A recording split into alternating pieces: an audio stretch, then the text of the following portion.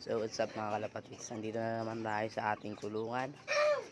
Ito ang mga breeder natin. Tik lang mga kalapatids, yung mga warriors natin ay tutubo na ang pakpak. Papakita ko sa inyo. Ito ay nabili lang natin. Tutubo na ang pakpak niya.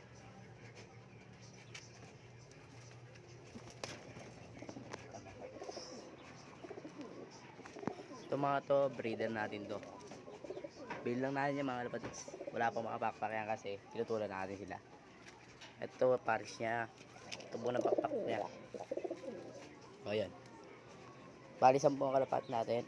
Ito kalapat natin yan. Palahit natin. Anak ng kalapati ng red bar kasi yung red bar natin sumibat. Ng mga kalapatids. Tatay niyan hindi sobong kaso di ko makita. So hanggang dito lang mga kalapatids. Susunod na lang. Bye.